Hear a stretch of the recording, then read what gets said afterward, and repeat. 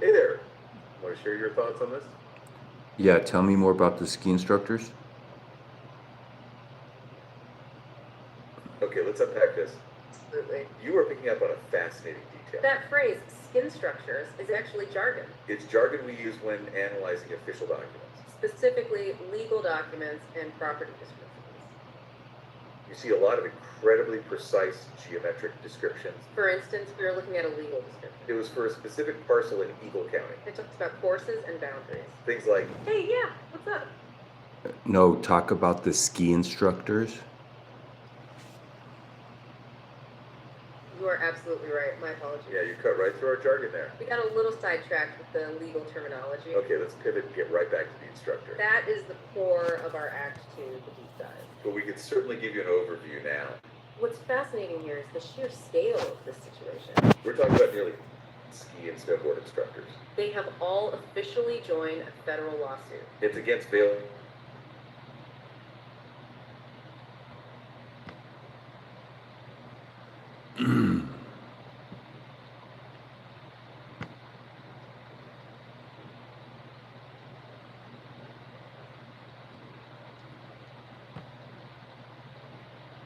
Okay, more about my voice. But right now, nearly 2,000 local ski instructors are warming up for what is honestly a historic legal battle that could literally freeze this town's entire economy in its tracks. Welcome to the Whaley Chat podcast. It is, it's really the ultimate pressure cooker scenario, Joe, and it's going to force this entire community to fundamentally how it operates. Yeah, absolutely. Today is Tuesday, 2026, and we are so glad you are here with us. I'm Joe, and sitting across the table from me is John. Hey, everyone. Today we are getting into a massive deep dive into the source material. We've got breaking state intelligence report, municipal water filings, federal court dockets, you name it. And, you know, the thematic through line connecting all of these documents today is basically systems under pressure. Right. You're looking at a world, a state, and a local valley that are all just being pushed to their absolute structural limits. Exactly. So we are going to follow our strict three-act structure today, so you know exactly where we're going. Act 1 is the rundown, where we'll unpack how global and state level pressures are trickling right down to our local highways and water supply. Act 2 is the deep dive, where we will thoroughly examine this massive labor lawsuit rocking Vail resorts. And finally, Act 3 will be our wrap-up. Ready to get into it, John? Let's do it. Act 1, the rundown. Okay, so we have to start with the global stage today because the geopolitical landscape just shifted, like, dramatically. We have been monitoring the peace talks between the United States and Iran happening in Islamabad, Pakistan. Yeah, and those talks, well, they didn't last long. No, after just 21 hours, those face-to-face negotiations have completely collapsed. Vice President J.D. Vance, who the American delegation, has officially departed the region. And the fallout was instantaneous. Following the breakdown of those talks, President Trump officially initiated a U.S. Navy blockade on all. Wow. Now, before we get into the mechanics of what this actually means for the global economy, I want to be incredibly clear with you, the listener. We are here strictly to report the facts as they exist in the intelligence and diplomatic wires. Exactly. We are completely neutral, impartial observers. We are not endorsing any political viewpoint, policy, or administration. Our only goal is just to explain the reality of the situation on the ground. Absolutely not. So let's look at the mechanics. Conceptually, what does a naval blockade actually look like here? Because, I mean, it's not just parking some boats off the coast, right? Not at all. It is a massive physical escalation. A naval blockade is the act of sealing off of the nation's ports to prevent any commercial or military vessels from entering or leaving. Okay. We're talking about naval destroyers, strike groups actively intercepting tankers. Iran's economy is entirely tethered to its oil exports. Right. So when you establish a blockade, you are essentially clamping your hands around the logistical windpipe of that nation. The strategic goal is to force a diplomatic concession through sheer economic strangulation. But wait, how fast does that actually hit the global economy? Because if they just announce this, it takes time for ships to move, doesn't it? The physical ships take time, yeah, but the financial markets react in milliseconds. Oh, right. Because oil is traded on futures, people are buying the promise of oil deliveries months from now. Any threat to the supply chain just causes immediate panic. So the prices just skyrocket. Exactly. Our sources note that global leaders are scrambling today because U.S. oil futures surged to $111.50 per barrel the second this blockade was announced. That is terrifyingly fast. The market is pricing in the strangulation before the first ship is even turned around. Well, that perfectly illustrates our theme of systems under pressure. But we need to follow that pressure from the global stage right down to our own state capital in Denver, because the political tremors are hitting Colorado just as hard today. Yeah, big news there. The head of Colorado's Medicaid program has officially resigned. Yes, and again, keeping our strict political neutrality here, we need to examine the structural mechanics driving this resignation. This wasn't just, a sudden career change. Right. It comes directly in the shadow of a looming state Senate no confidence vote, and the catalyst for this vote is a massive $105 million budget shortfall regarding migrant health costs. Okay, hold on. Break that down for me, John. When we talk about a $105 million shortfall, why does that trigger a resignation? Doesn't the government run on deficits all the time? Well, the federal government runs on a deficit. They can essentially print money. State governments cannot. Oh, gotcha. By law, states generally have to balance their budgets. Medicaid is an incredibly complex, delicate web of matched state and federal funding. So when you introduce a sudden, unforeseen cost victor into that system, Like this $105 million obligation for migrant health care. it completely blows a hole in the ledger. So the math literally becomes impossible. It does, and when the math becomes impossible, the political pressure builds. A no confidence vote from the state Senate, essentially the legislative branch, declaring that they have completely lost faith in the executive branch's ability to manage the state's checkbook. Wow. So the resignation today isn't just a personnel change, it is the political pressure valve releasing before the entire system. It's just cascading failures. Oh, hey, I think our listeners got something to say. We have a listener that says hello. Well, hello, right back. Thank you so much for joining us and chiming in. Welcome. We love that you're here listening to the Valley Chat podcast today. Absolutely. It's great to have you following along as we track these cascading pressures. Yeah, we are tracking all these systems under pressure, from the global to the local. And speaking of local pressure, let's bring it right back home now. Okay, let's bring it even closer to home and look at the physical, logistical pressures right outside our doors in the Eagle Valley. If you were anywhere near Interstate 70 today, you already know the system broke down. It was a nightmare. We had a horrific four-vehicle mass casualty crash at Copper Mountain, right at mile point 195. And mile point 195 is the ultimate geographic curve point. It really is. Because of that crash, I-70 was completely shut down over Vail Pass for 3 full hours today. I-70 is the primary artery for the entire high country. When Vail Pass closes, there is no viable quick detour. The blood of the valley just stops flowing. Now, strictly from a traffic flow perspective, CDOT confirmed all lanes were finally reopened by 6:00 p.m. this evening. However, and this is crucial, the permanent Code 15 and Code 18 traction and chain laws remain actively enforced. Let's quickly talk about those codes because they are key to understanding safety on the pass. It's not just a suggestion to drive carefully, it's a legal requirement. You know how it goes when they throw up a Code 15? If you don't have all-wheel drive or specialized winter tires, you shouldn't be on that pass. Yep, you become the liability that causes the 3-hour shutdowns. And Code 18 is the heavy-duty commercial chain law strictly enforced for freight trucks. What people need to remember is that these laws remain in permanent effect for the mountain corridor through May 31st. It doesn't matter if the pavement looks dry at the bottom of the hill. Right, because our high-altitude microclimates mean a dry road can turn into a sheet of ice in 5 minutes. Easily. Which brings us to the ultimate bitter irony of our current weather situation. We are getting these scattered, aggressive spring storms, but the long-term damage for the season is already done. Yeah, it's too late. We are looking at a historic hydrological deficit. The snowpack has officially hit a 41-year low. A 41-year low. To understand how dire that is, we have to look at the snowtail data. It got so bad that Vail Mountain was forced to terminate its winter operations early, closing the lifts back on April 8th. Snowtail is this automated system of snowpack sensors operated by the federal government. But they don't just measure how deep the snow is, they measure SWE, or snow water equivalent.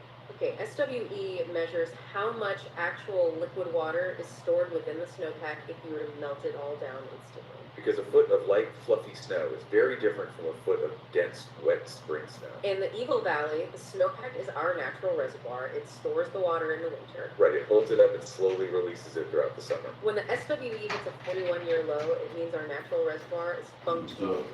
Oh, wow. That is a terrifying image for the summer ahead. And the town of Gypsy is reacting to this hard mathematical reality right now. Today, town officials officially approved the first reading of a tiered water restriction plan to manage. A tier restriction plan isn't just a friendly reminder to conserve, as you noted. No, it means the municipal government specific data-driven triggers based on the water supply. If the reservoir drops below a certain line, you move to tier 1, which might mean you can only water your lawn on Tuesdays. If it drops further to tier 2, maybe you can't wash your car at all.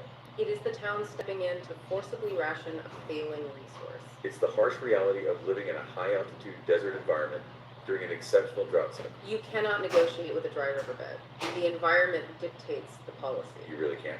And between the traffic bottlenecks on the pass, the structural failure of the snowpack. And these new municipal water restrictions, living in the Eagle Valley feels like an absolute high wire act right now. Definitely.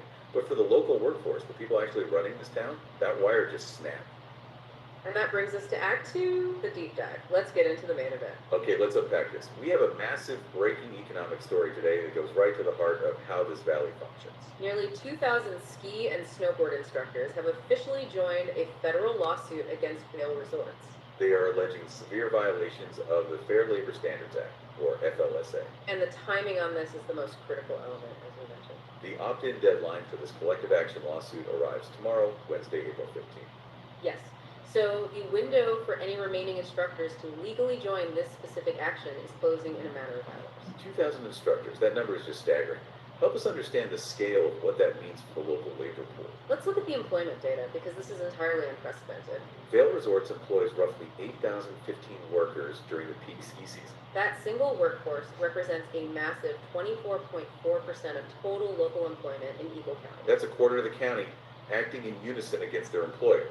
When you have nearly 2,000 instructors organizing and joining a federal lawsuit simultaneously, that's what you're seeing. Think about it like this. If you imagine the resort town economy as a massive luxury cruise ship, The guests, the passengers, they only ever see the polished Lido decks and the perfectly groomed slopes. right? But deep beneath the decks, down in the engine room, there is a massive invisible crew doing the backbreaking lifting. This lawsuit, this is the engine room threatening to shut off the power. That's a great analogy. But here's my question. What exactly are they alleging? How does an FLSA violation actually happen on a ski mount? It comes down to the microscopic tracking of time. The Fair Labor Standards Act is the bedrock of compensation law. The core tension in these instructor lawsuits almost always revolves around uncompensated time, like unpaid prep. Exactly. Imagine showing up to the mountain in your civilian. You have to put on your uniform. Boot up, attend a mandatory morning clinic or safety briefing, and then ride the gondola for 20 minutes to your spot. Yeah. The lawsuit essentially alleges that a timekeeping system doesn't start the clock until the instructor's first student clicks in at 9 a.m. So they are potentially doing an hour or more of mandatory required work every single day without seeing a dime for it. That's the allegation. You multiply that by 2,000 instructors over a 150-day season. And you are talking about massive amounts of withheld wages. That is the engine room saying you are fundamentally exploiting our time. But here is where this story gets incredibly tense and frankly fascinating from an economic perspective. Oh, yeah. If we connect this labor uprising to the broader financial reality of Vail Resorts, the contrast is jarring. Let's look at the corporate revenue side of the equation. Okay, let's hear it.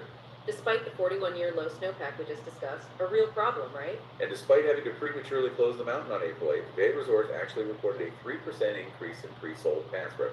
Wait, stop right there. How does that make any logical sense?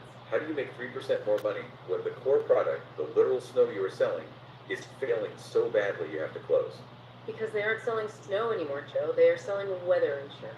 And they have orchestrated a masterclass in shifting risk, weather insurance. By heavily pushing pre-sold season passes in September, months before the first snowflake ever falls. Vail Resorts effectively transfers the environmental risk from the corporation directly to the consumer. You, the skier, buy the pass in the fall, hoping for a great winter. If it doesn't snow in March, Vail doesn't care. They already have your money sitting in their bank account collecting interest. That is brilliant, but really ruthless. But what about the people who don't buy passes? The family that just wants to come up for a weekend and buy the ticket at the window. That brings me to the second pillar of their financial resilience and another major piece of litigation in our sources. There is an ongoing related antitrust lawsuit, the Galoja v. Vail Resorts, Inc. class action suit. Right, I saw that in the docket. This suit highlights the resort's immense, allegedly monopolistic pricing power. The plaintiffs argue that Vail utilizes what economists call penalty pricing for daily lift tickets. Penalty pricing, yes. They set the daily walk-up lift ticket price at an exorbitant punishing rate. which our sources note has reached up to $356 for a single day. $356 for one day of skiing. Are people actually paying that? Some do, sure, but the actual goal of that price tag isn't to sell day ticket. The goal is to terrify the consumer into buying the season pass next year. Ah, I see. It locks the consumer into their weather insurance model. So even when the environmental conditions are historically poor, the corporation's balance sheet is effectively bulletproof. Okay, so let's synthesize this. On one hand, you have a corporate entity that has completely weatherproofed its revenue. Right, through penalty pricing and shifting risk. On the other hand, you have a quarter of their workforce, 2,000 local instructors, saying the system is fundamentally broken. They say they can't afford to live here, and that federal labor standards are being violated. What does this tension mean for the future of our valley? It brings into question the absolute sustainability of the valley's core identity. Vail's stated corporate vision is to be the premier mountain resort community. But that vision relies entirely on delivering a luxury, high-touch customer service experience. You cannot deliver premium service if your workforce is financially hollowed out, disgruntled, and actively suing you in federal court. Right. Going back to our cruise ship, if the engine room crew is furious and exhausted, the passengers on the upper deck are eventually going to feel the ship stutter. The service will sleep with the luxury facade drops. And historically, towns have relied on a very specific social contract, the ski bum economy. A transient, passionate workforce was willing to trade low wages for the incredible perk of unlimited ski access and living in a place. But that contract is completely fracturing now, isn't it? If a day ticket is conceptually worth $356, but the rent has skyrocketed, and you're not getting paid for prep time. The math of being ski bum just doesn't work anymore. The labor pool drive up. Exactly. If the cost of merely existing in the Eagle Valley outpaces the perceived value of the ski pass. And here is the brutal reality for the corporation, despite their resilient season pass model. You cannot physically operate the chairlifts, you cannot teach the ski lessons, and you cannot serve the $30 hamburgers without human labor. And let's not forget the environmental reality we talked about earlier. The snowpack is at a 41-year low. The literal ski access part of that historical trade-off is becoming less reliable too. Very true. The workers are being squeezed by the cost of living and squeezed by allegedly unfair labor practices. And the primary environmental perk that used to make it all worthwhile is quite literally melting away before their eyes. Which puts the entire socioeconomic ecosystem of the valley under immense, perhaps unsustainable pressure. The opt-in deadline for this FLSA lawsuit tomorrow isn't just a legal footnote. No, the resolution of this action is going to set a massive precedent for how seasonal labor is classified and compensated across the entire North American ski industry. It's an absolute turning point, and that perfectly sets up Act 3, our wrap-up. John, after looking at the global blockades, state budget failures, the local water restrictions, and this massive labor revolt, What is the final thought you want to leave our listeners with today? I want you to think about the collision of these massive forces. With a 41-year low snowpack forcing early mountain closures, alongside historic labor lawsuits involving thousands of essential workers. What we have to ask, is the traditional economic model of the Eagle Valley ski town fundamentally dead? How will this valley reinvent itself if the abundant snow and the cheap, compliant seasonal labor force can no longer be taken for granted? That is a heavy but absolutely necessary question to mull over as we watch these deadlines approach. Thank you all so much for spending your time with Joe and John today, and especially to our listener who said hello. We know your time is incredibly valuable, and we love getting to unpack the mechanisms behind these complex stories with you. If you want to understand how local policy and global economics impact our valley, hit the like button, share this episode, and follow the page to stay ahead of Eagle Valley's news.